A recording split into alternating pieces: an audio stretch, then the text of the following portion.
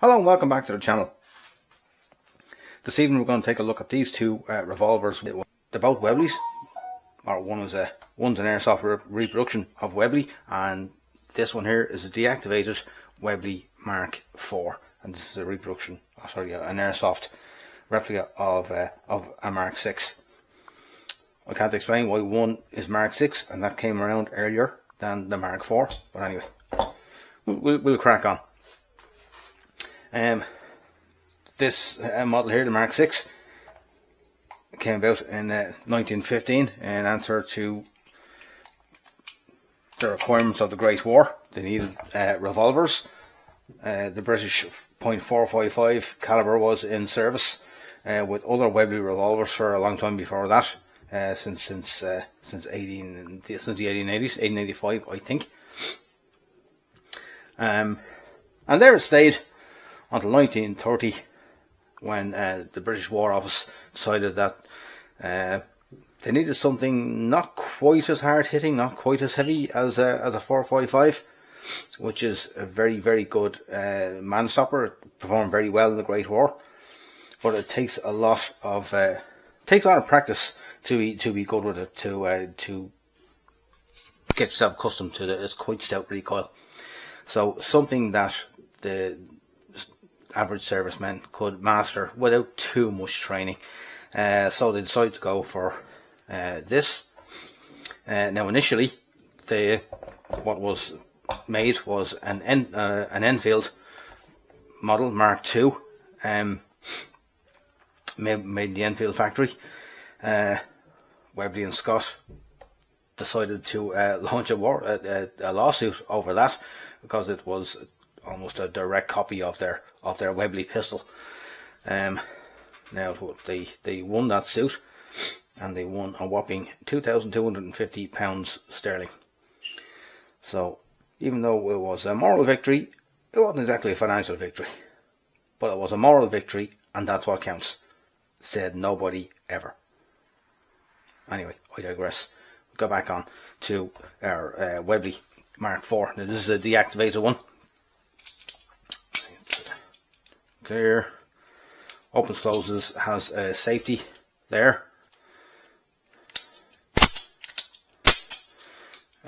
This has a cross bolt safety. Push it across like so, and then does nothing. Press back again.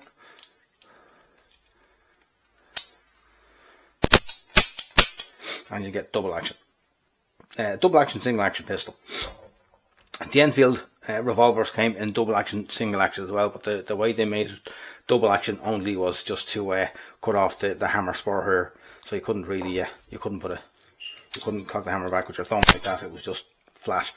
Some people think that was a tanker's model, so it didn't snag coming out of the holster. It was nothing to do with it. They just wanted to make it a double action pistol, that was all. Now whereas the Mark VI here, it was in the .455 caliber, big stout, flat, slow moving, heavy lead projectile. This one was in 38 Smith & Wesson, or 38-200. This is a facsimile of one here. Right, what that was it was 38 caliber and a 200 grain 38 caliber projectile, which is quite heavy. Now, even though we have a facsimile here of a 9x19 Parabellum, now even though these two, sorry, get in there, that's the 38-200 or 38 Smith & Wesson, and that's your 9x19 Parabellum. Even though they're both kind of the same size, kind of the same dimensions, and kind of the same loading, this ain't no 9x19 Parabellum. Simple as that. It's just too slow, and the performance is just nowhere near as good as 9x19. These generally come with a 110 to 115 grain projectile. This is a 200 grain projectile. It's just too heavy, and it's just too slow. Anyway, these pistols, yeah, they stayed in service for a good long time. They went in service in 1930. World War II came along. War were declared. And then the Enfield revolvers, there weren't enough of them, so Webley was contracted to make 38 .38 caliber revolvers. We see that this is a Webley, not an Enfield. I'll get a picture of an Enfield. I'll stick it up around here somewhere.